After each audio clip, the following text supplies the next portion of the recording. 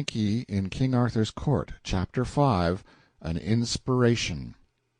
I was so tired that even my fears were not able to keep me awake long. When I next came to myself, I seemed to have been asleep a very long time. My first thought was, well, what an astonishing dream I've had. I reckon I've waked only just in time to keep from being hanged or drowned or burned or something. I'll nap again till the whistle blows, and then I'll go down to the arms factory and have it out with Hercules. But just then I heard the harsh music of rusty chains and bolts. A light flashed in my eyes, and that butterfly Clarence stood before me. I gasped with surprise. My breath almost got away from me. "What?" I said. "You here yet? Go along with the rest of the dream. Scatter." But he only laughed in his light-hearted way, and fell to making fun of my sorry plight. "All right," I said, resignedly. "Let the dream go on. I'm in no hurry." "Prithee, what dream?" "What dream? Why, the dream I am in Arthur's court, a person who never existed, and that I am talking to you, who are nothing but a work of the imagination." "Oh, la, indeed!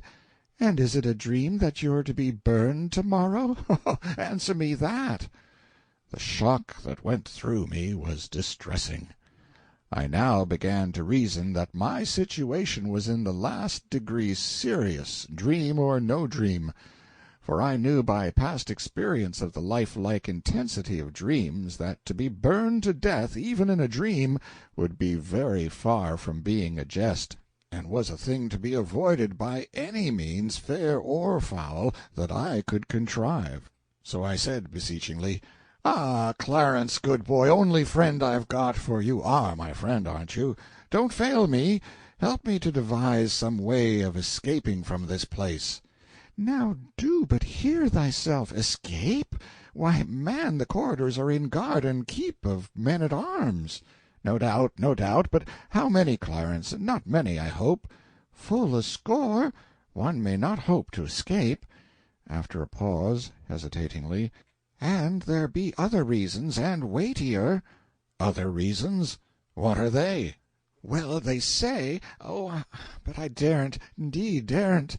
"Why, poor lad, what is the matter? Why do you blench? Why do you tremble so?" "Oh, in sooth there is need.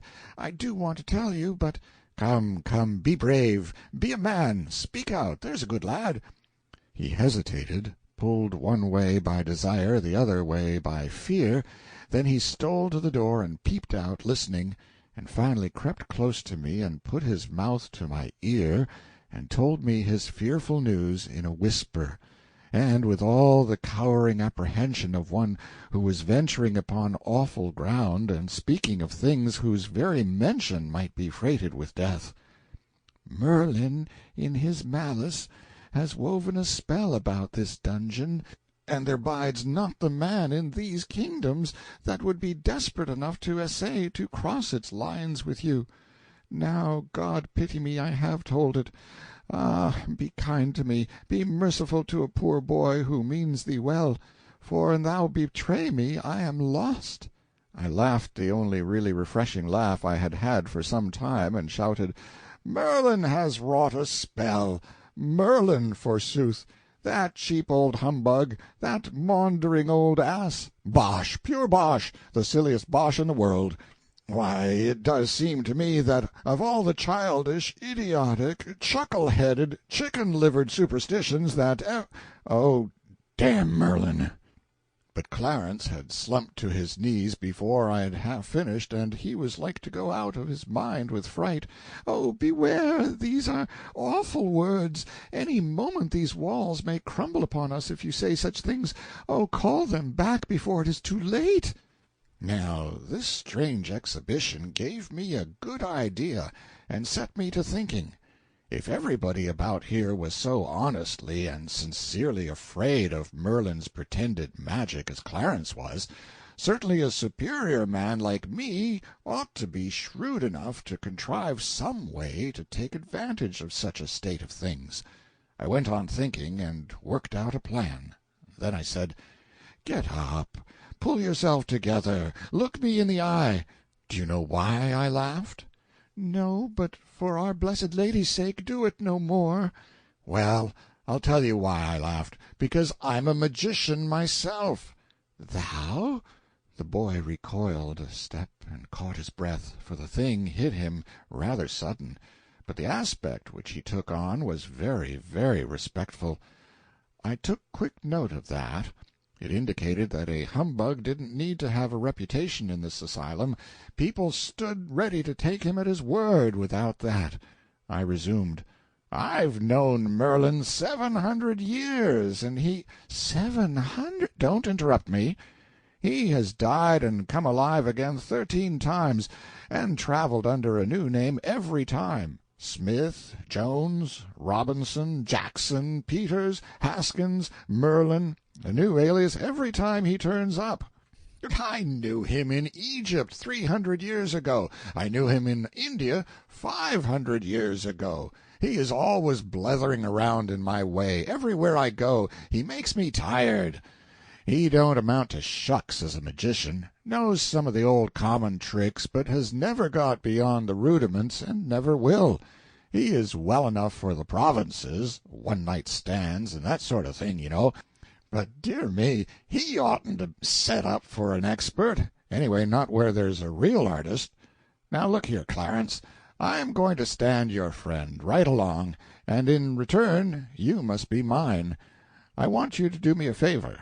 I want you to get word to the king that I am a magician myself, and the supreme grand High-muck-amuck and head of the tribe at that, and I want him to be made to understand that I am just quietly arranging a little calamity here that will make the fur fly in these realms if Sir Kay's project is carried out, and any harm comes to me. Will you get that to the king for me?"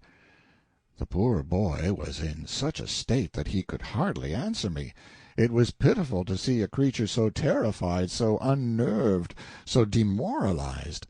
But he promised everything, and on my side he made me promise over and over again that I would remain his friend and never turn against him or cast any enchantments upon him.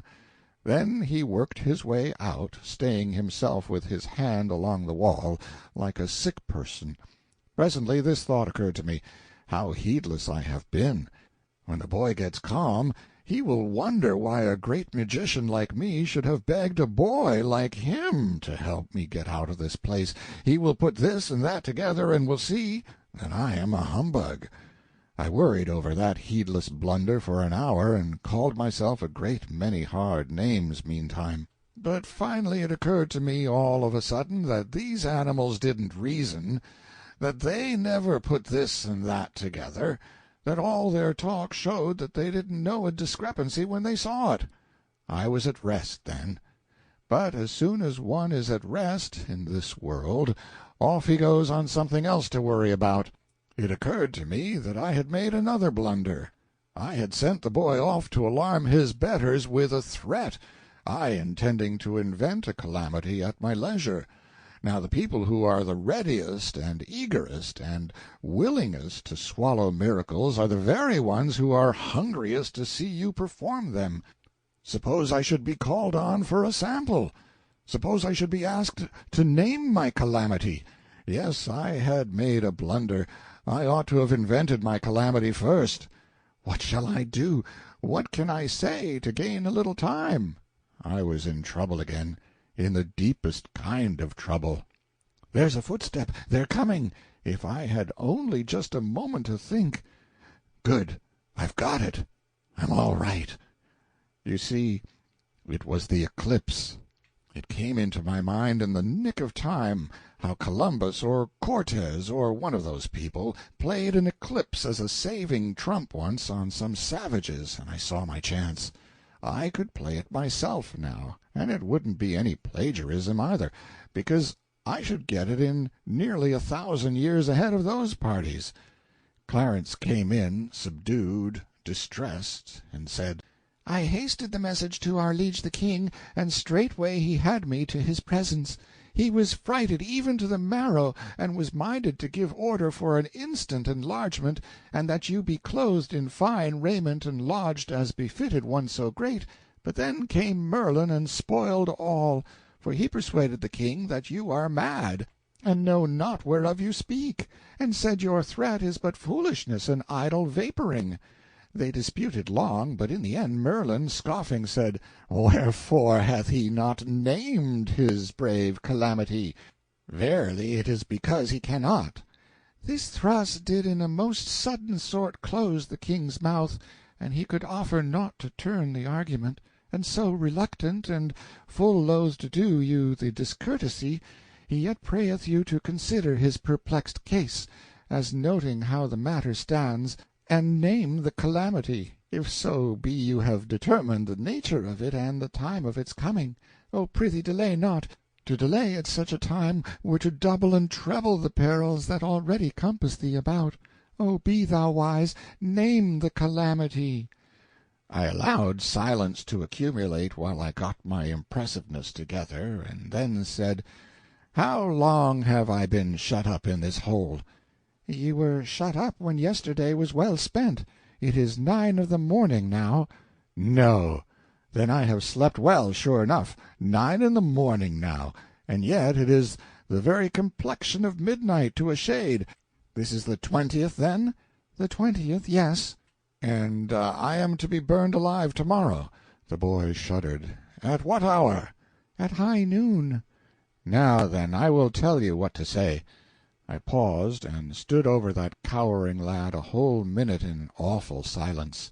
Then, in a voice deep, measured, charged with doom, I began, and rose by dramatically graded stages to my colossal climax, which I delivered in as sublime and noble a way as ever I did such a thing in my life. Go back and tell the king that at that hour I will smother the whole world in the dead blackness of midnight. I will blot out the sun, and he shall never shine again. The fruits of the earth shall rot for lack of light and warmth, and the peoples of the earth shall famish and die to the last man. I had to carry the boy out myself, he sunk into such a collapse. I handed him over to the soldiers and went back. End of chapter 5.